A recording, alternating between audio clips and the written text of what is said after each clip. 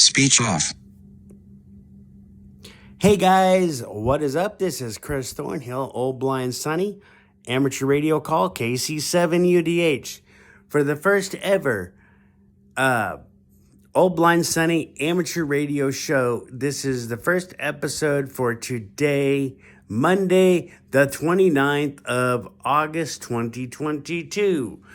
So basically, this whole show every Monday is going to be all about ham radio, different modes of ham radio, digital modes. We're going to talk about VHF, UHF, HF, all kinds of good stuff. We're even going to try to get a contact or even try to listen to a QSO, aka conversation between a bunch of other hams. We're going to talk a lot about D-Star, IRLP, All-Star, Echolink.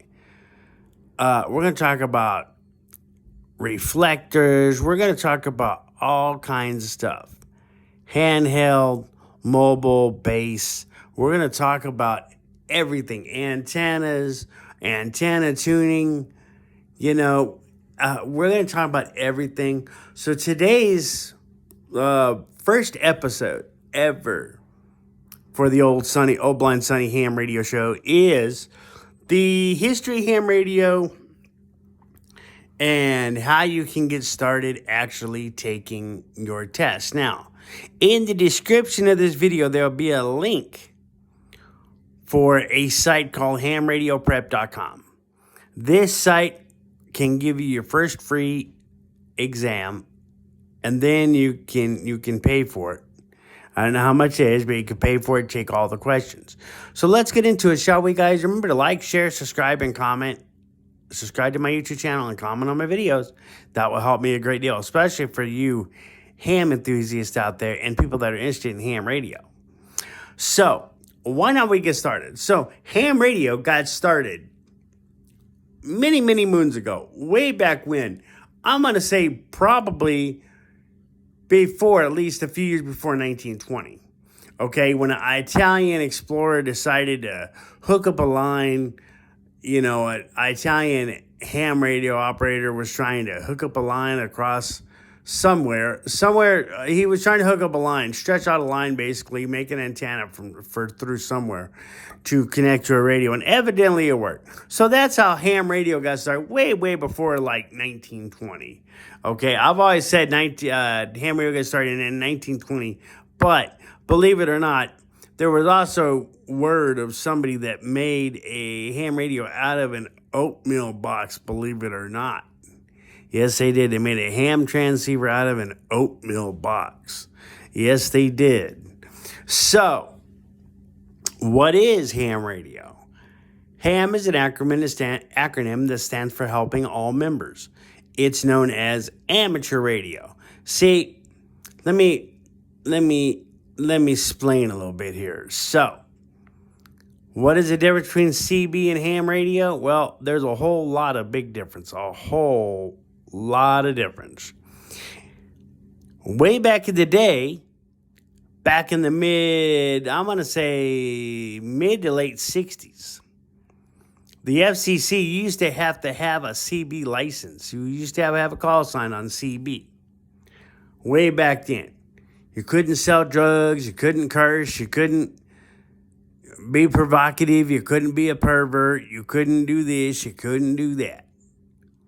Well, guess what? FCC snipped that away, so now any and everybody can have a CB now.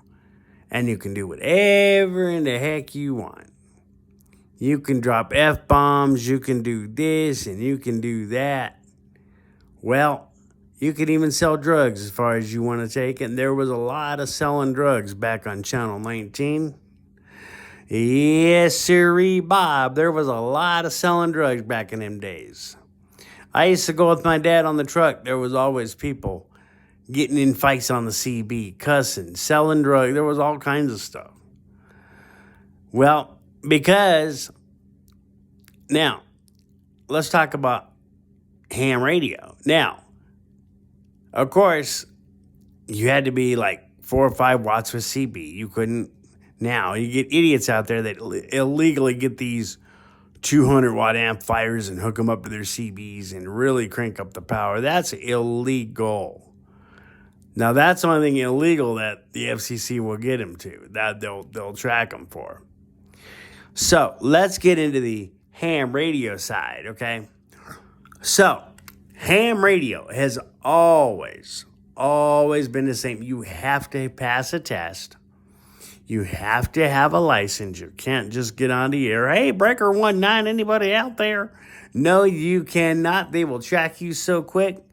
They know where you at. They know what kind of radio you have. They'll track it real quick. I watch YouTube videos on that.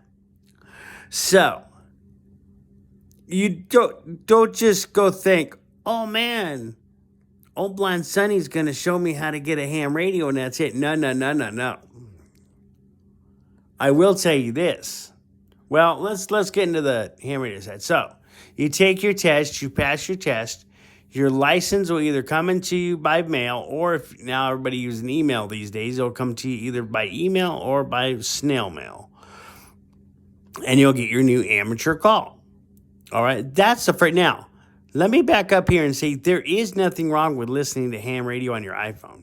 You can listen to ham radio all you want, ham radio frequencies on your iPhone. There's nothing wrong with that. The problem is you just can't go out and buy a ham radio and start going on ham bands and transmitting unless you have a license. Not like CB. Get that out of your mind. We're taking you from the CB days into the amateur radio days, okay? So, you can't just go out, buy a cheap low ham radio, and I'll get into how much your price point will be. I'll do a low end and on the steep end and all that good stuff in a minute. So, you can't just go out and buy a ham radio, get on the air, program frequencies in it, and start talking on it. They will track you so quick, they're going to ask you what your call sign is, and if you don't come back, well, you don't come back and you're going to jail. Yeah, you can go to prison. You have to have a license to be an amateur radio operator. Now, what is a call sign? Generally, FCC, there's 4 different areas for a call sign. There's the lettering purposes, okay? So, we're going to the letters and the numbers. So, your suffix is either A, K, W, or N. W, A, K, A, A, K, C, K, C, K, B. It's all with the alphabet. Okay, so you have A, K, W, and N. That's the suffix. You can have K, you could have a K2, KA2, a KA, a WA, an AW7, I've heard of that call, a W7, an N7. Again, the letters are K, A, N, N, W. Now, what do the numbers 1, 2, 3, 4, 5, 6, 7, 8, 9, and 0 represent? Well, they represent your state, your land, your radio land, as they call it. So, 0 is Kansas. I forget what 1 is. Some numbers even have more than one state. So I'm going to go over 5 is New Mexico and Texas. No, 5 is New Mexico, 4 is Texas and Tennessee. I believe it's also Kentucky too. 6 is California. 7 is Arizona, Nevada, Idaho, Washington, and Oregon. So you got like 5 different states in 7 land. 8, I forget what 8 is. 2 is New York. 9 is Indiana. Oh, and I think 0 is Colorado and Illinois. And Kansas. 0 is Colorado, Illinois, and Kansas. No. 8 is Illinois. That's right. 8 is Illinois. So that's what your numbers represent. Okay? Okay. So for instance, I'm Kilo Charlie 7 Uniform Delta Hotel. Now what are those? Those are called phonetics. It's not like police where it's King Charlie 7 Union David Henry. No. These are phonetics that, amateurs use, military use. So when somebody, and what phonetics are used for, they're used for if people can't understand your call or if you get static. We're going to talk all about this today, guys. So, static. Let's go into analog. What is analog ham radio? Well, it's basically similar to CB, but not similar to CB because CB is AM band. AM, amplified modulation. Okay, FM is frequency modulation. That's FM. So, basically, analog. All right, so analog is what we're still using today. You have an analog repeater. You also use simplex. I'll talk all about that too. So analog is basically where if you hear somebody crystal clear, you hear somebody 5'9", I'll get into that too. I'm throwing some ham radio jargon at you guys a little bit. Kind of like when they speak Tagalog or something. So you hear somebody 5'9", and then you're going down the road. You get kind of scratchy. You hear them very, very faint. And all of a sudden, they fall off the cliff, right? You won't hear them no more. That is analog.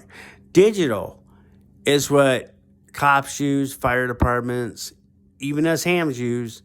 You don't hear that. Now, you hear robotic sound if the internet's screwing up, or you just plain don't get no signal when you're way far out over the hill, right? So, and when you're on a repeater, so what is a repeater? Well, a repeater is you can have any kind of repeater. You can have a homebrew repeater. You can have a mountaintop repeater. There are repeaters on banks, bank buildings, police departments. So you can have a repeater which basically takes a signal, broadcasts it out over as far as you want it to go. So it could go, a local repeater can go maybe 30 miles out.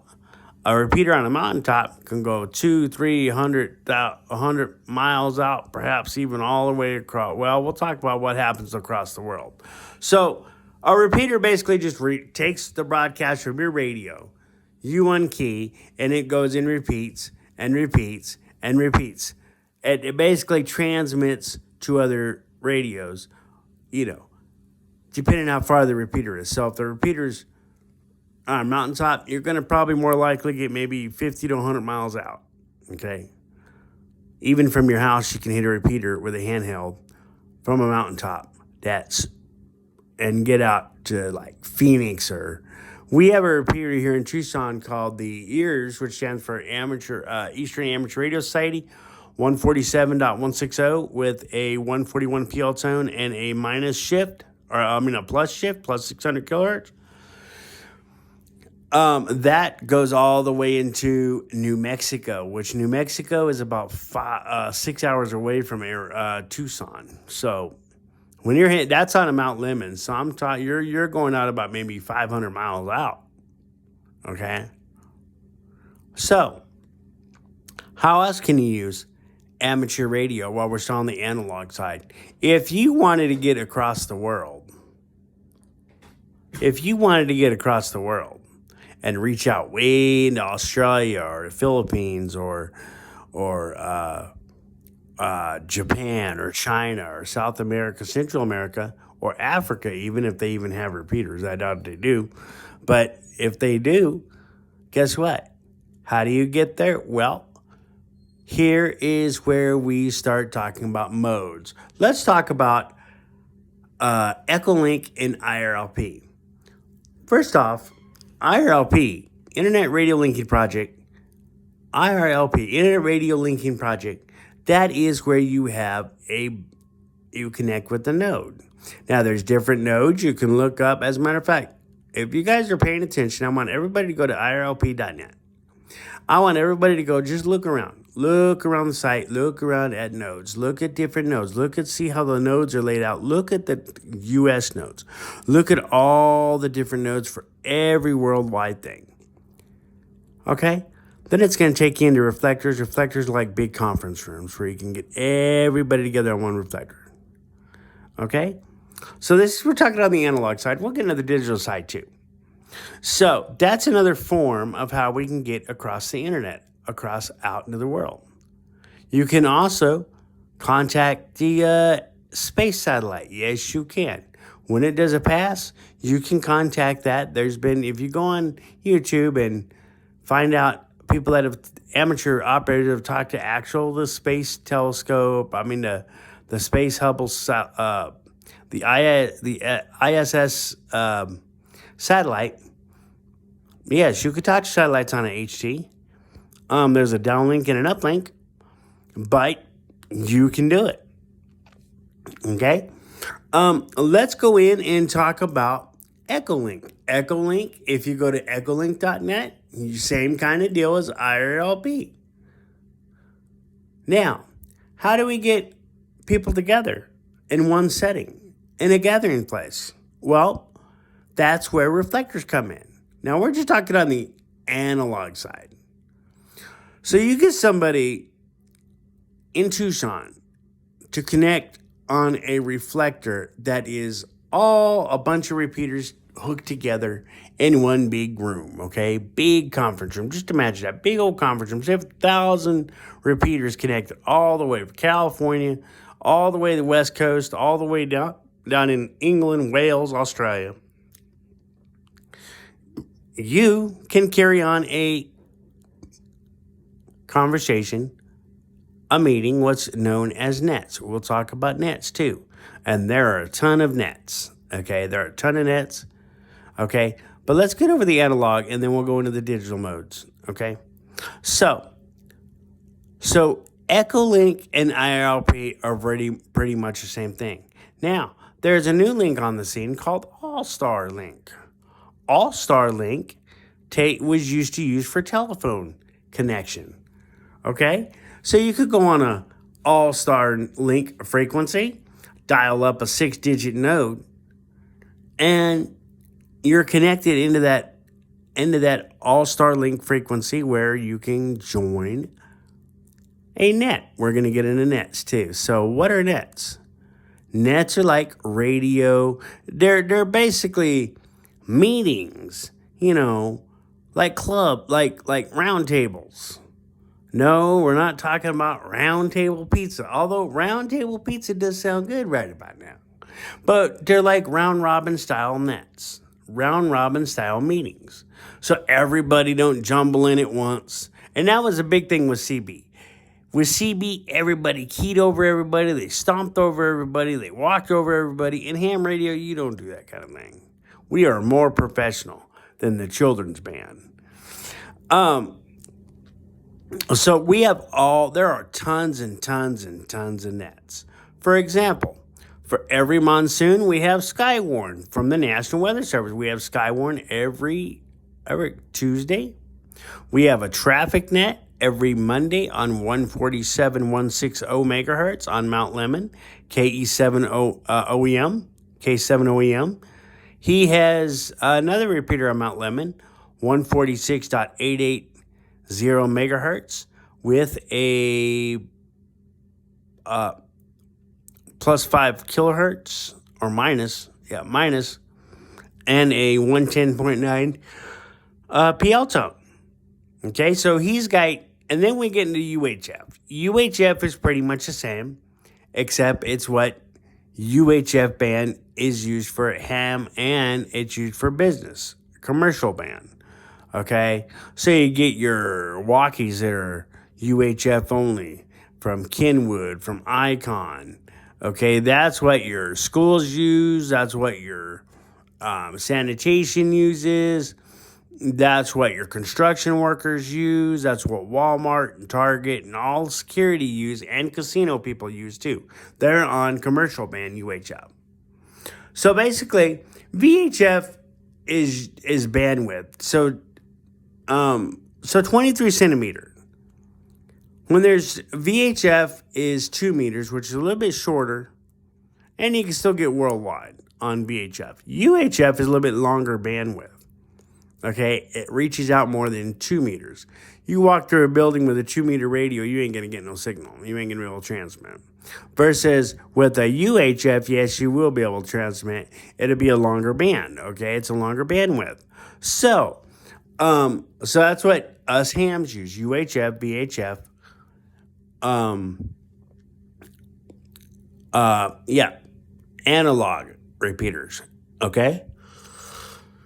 Yeah. Now, for the fun part, let's talk about digital, okay? Digital modes. There's D star, there's P25, there's fusion. You're scratching your heads, and you're probably wondering, man, what's so blind? What's so Chris talking about? What's all this stuff you're talking about? I don't know this jargon. Well, I'm gonna explain it to you. DMR, D star, fusion, P25. DMR is what your commercial. Again, it's a commercial digital mode of radio. Hams, us amateurs, we use DMR, which focus on what's called color codes. Same kind of deal like PL tones, but they're color codes because they're digital. Color codes and talk groups. Yes, there are radios that have talk groups. There are the GD77, the TYT, the Anytone. You look them up, they're there. Okay. D-Star. Let's see. I know two good ones right now. ICOM and Kenwood. Kenwood just continued their D74A because Kenwood, all they want to do is dabble. They weren't really serious about ham radio in the first place. They just figure, we'll just keep 7 or 6 models on, and then, we'll keep them as long as we can keep them, and then poof, we'll let them go out the window and be discontinued. Well, I was lucky enough to grab I've had Kenwood, and I like Kenwood. I've had a single band Kenwood. I've had a single band ICOM. Guys, do you remember Radio Shack? How the old Radio Shack HTX 202 and the 404. 404 was a bad flop, man. It had such wide. I think they took that away because they were getting so much wideband transmit. They were talking to cops and paramedics and fire department. One guy, I think, even got in trouble because he was transmitting outside of amateur band. Yes, some radios, you will talk about that too. Wide receive, wide transmit. We're going to talk about all this stuff. So Radio Shack had their little HTX 202. That was my very first ham radio that I got when I got my license. I got licensed in 97. So I've been a ham for 25 years. I'm not stopping. In 20s, I just recently renewed my license back in 17. So it hasn't been a long time I renewed my license. When you get a license, they're good for 10 years. And you keep renewing till you croak or the Lord comes back. But you always want to renew every 10 years, and they give you a 2-year grace period. So you're asking yourself, well, I want to get into ham radio. I'm interested. How much does it start? How much does it cost start? Well, I'll tell you right now. The lowest to get started, I'm gonna give you the low end, and I'm gonna give you the high end. It's gonna make you go, oh, what? I didn't spend that much money. But I'm going to tell you what, if you love the hobby and you want to try new modes, new digital modes, like D-Star, Echolink and IRP and All-Star, you can get on analog. But if you're looking to reach out digitally and new things and play around with D-Star, oh yeah. The high-end price. Wait till I tell you what it is. Hold on to your seats. So how do you get started in ham radio? Well, you'll want to look at the link in the description of this video, hamradioprep.com. That's where you'll take a ham test and study. You could study, and if you want, you could pay, I think, like $20-something to get your... I forgot what it is. It's a membership site, but it's for ham. It's to learn about ham radio. So before I even tell you what the low and the high end, the low, mid, and high end prices are to get a ham radio, I will tell you that you can study online at hamradioprep.com, and you can go down. There's plenty of places that you can go down. Just Google places to get ham radio license, and they'll tell you there's one over at the Shriners Institute, I believe. There's a park down here. I don't know if it's Menlo Park. I forget where it's at, but there's places. Just Google places to get your ham radio license. Okay. Now, it does take quite a bit of studying, but if you're really serious about the hobby like I am, okay, if you're really serious about the hobby like I am, it won't be that much. You'll get the questions. You know, at least I would study for about a month before I go. If unless you're really super quick learner and you can study within a week and go get your license and go pass in 3 weeks. Okay, that would be a swell idea, So let's talk about the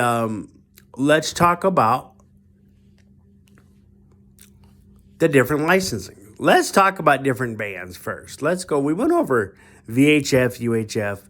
Let's talk about HF. Let's talk about different licensing first. So when you start, used to they had just a novice where you could have your CW privileges, and that was it. Then they went into voice, which is tech, then tech plus, then extra, then general. I think they just have the tech plus, extra, advanced. They used to have advanced. Now they just have the tech plus, extra, and general. Now, what does all that mean? Well, technician licensees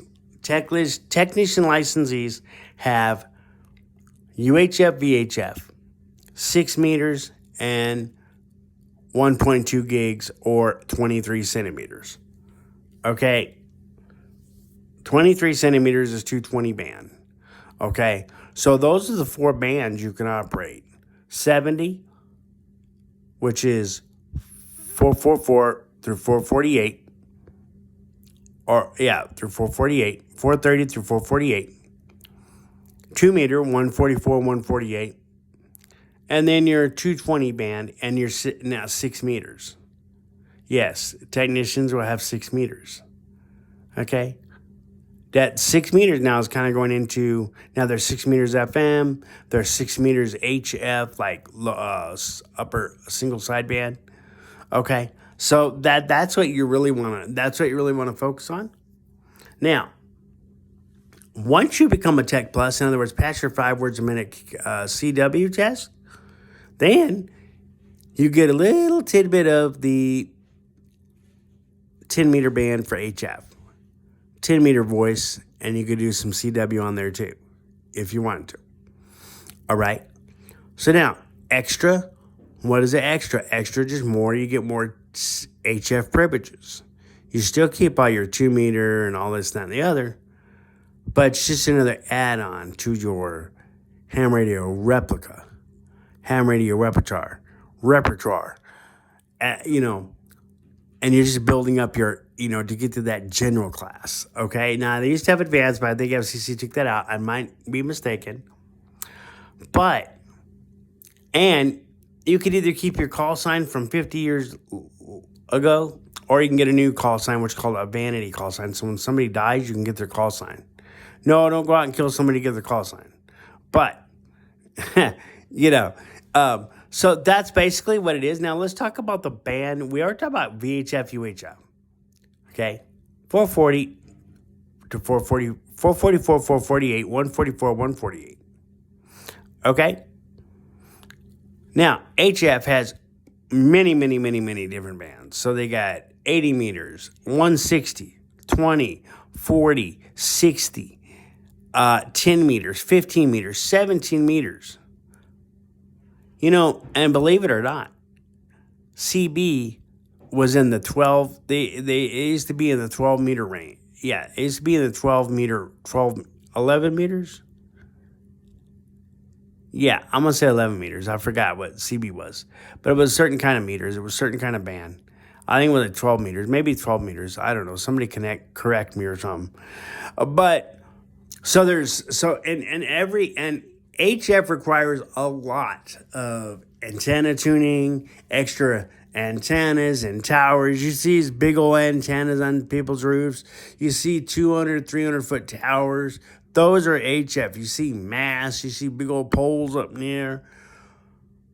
One, those are lightning rods and help blow your radio out. Number two, those are HF. That's HF equipment. Okay, that's where they can get on 160, 40, 80, 60, 15, 20, 20 meters, all that good stuff. That's the HF side of things. Okay, and yes, there are HF nets. So, how much does it cost to get started in ham radio? Well, here we go. For a super newbie that has never, ever picked up a ham radio before, your cheapest price is $35 to get started. Oh, don't think that's not it. It could go way up into the thousands, guys. All right, thousands. So, what can you get for $35? Well, you can get a Belfang radio, which, a lot of people carry those for hunting. A lot of them use them for GMRS, FRS, Family Radio Service, that kind of deal. And, of course, when you get your license, you can use it for ham radio. Belfangs. Those are the Chinese radios that when you drop it, you'll break it and you'll buy another one. But here's something that now I'm going to talk about low and mid-priced and high-priced, okay? So like I said, your price points are anywhere from $35 all the way to thousands, depending on how much you want to spend on your equipment, on your station, on your shack, or whatever. How much you want to spend on your station once you get your license. Just like guitars. You can get a $15 guitar and sound like crap with it. Or you could go for a more sweeter sounding, richer guitar and spend maybe a couple $100. It just depends on what you want to spend on your radio, on your station. So, do I recommend a beginner and a newbie going out and purchasing a $2, $3, $4, $5, all the way up to $800 radio? No. Stick with analog. Get used to the terminology, ham terminology. Get used to QSL. Get used to QSOs. Get used to what QSY means. Okay? Get used to QTH. That's one of the big ones, QTH. Okay? And also, listen to when people identify.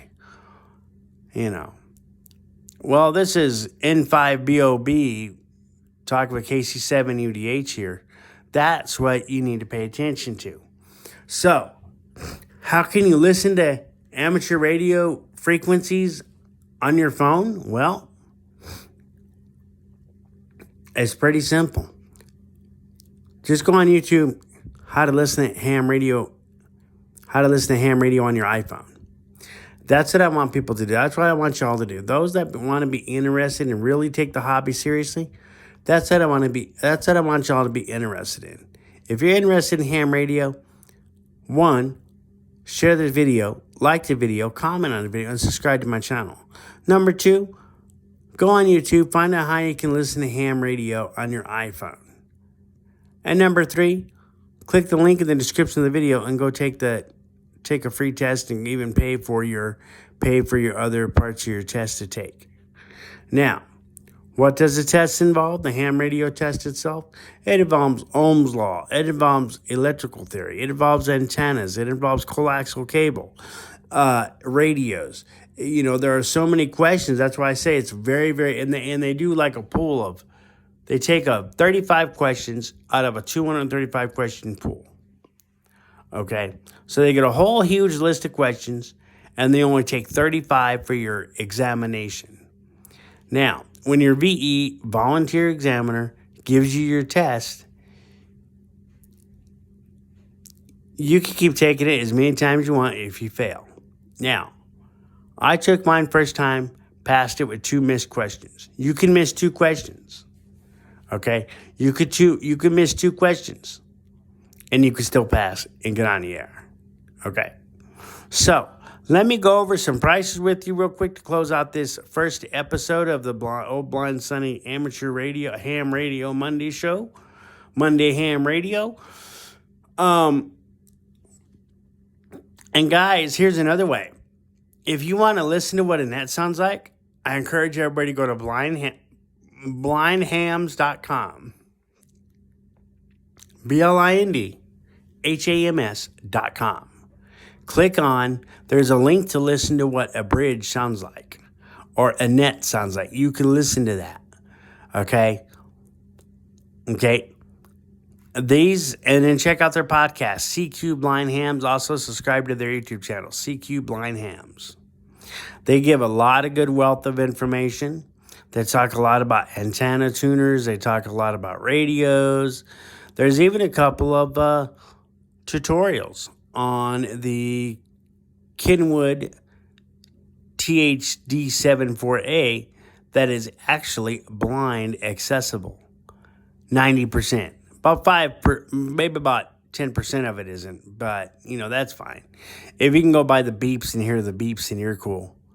Know what the low beep is, all that good stuff. Now, so let me give you the prices. So we already talked about the different prices of your cheapy little Belfang radios, the ones that you drop, flush down the toilet, and you'll just get another one, right? Those are $35. Plus, we have the TYT UV88. That's about $50. That's mid-range. That's mid-range price. That's about $50, $60. For beginners, I recommend just getting a little Belfang UV. I got the UV8 HP. UV8, the Belfang UV8 with, UV8 HP, and it's a Belfang. I've got 4 different radios. I got a DMR, a GD77. I don't recommend you guys getting that. That's too advanced for you. I have a Yaesu FT60. That's kind of on the high side of things. I have the Kenwood. Now, the Kenwood is the Ferrari. I have that. You guys don't want to get that till you've been into this for years, okay? Till you want to start messing around with D-Star. That's about $800. That's an $800 boat right there. That's an $800 boat with over 1,000 memory channels. Whew. I was able to get that on my stimulus. I would have never got that. And then it would have been too late. It's been discontinued. Like I said, Kenwood, all they wanted to do was dabble. That's all they wanted to do. So let's go into the mid-price range. So you got, like I said, TYT UV88. You got the Anytone, which that's pretty pricey too. You've got some mid-priced radios that are handheld for beginners. Well, now we're going to go into the high price. So you got your Yaesus, your ICOMs, your Kenwoods. Okay, you got all these radios. You got your Redivus, you got your GD70, your Redivus, you got your GD77 from Radioddity. And those are going to run you generally maybe about $60 to $80. These are mid-price radios. Redivus, your TYT, your Anytone. Those are generally going to be on your higher, mid to higher price range radios. The ones that I wouldn't worry about right now would be between anywhere ranging from $100 to, like I said, that Kenwood was $800. All right. I would just look around. I would go to places like, I would go online and look at Amateur Electronics, or I would go look at Amateur Outlet, Ham Radio Outlet. I would go look at that, or even look on Amazon. Your best deal would be find go on Amazon. You're definitely going to find Bell things, the UV5s, the UV8HPs. You're going to definitely find those at Amazon. Okay? So, again, guys, make sure you like, subscribe, and comment on these videos and share my videos. That would really help me a lot. Okay, I'm looking for new subscribers. I'm up to 109. Again, there will be a link to start learning about ham radio through hamradioprep.com. I will put that link in the description of the video.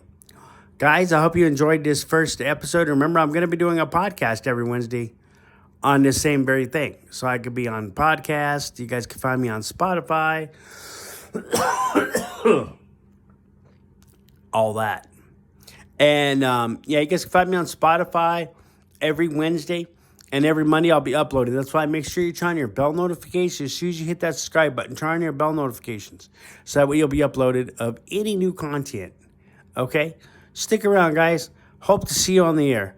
Take care, guys. This is KC7UDH signing off. Take care, guys. Speech on. Take picture. Step 40. Stop recording video.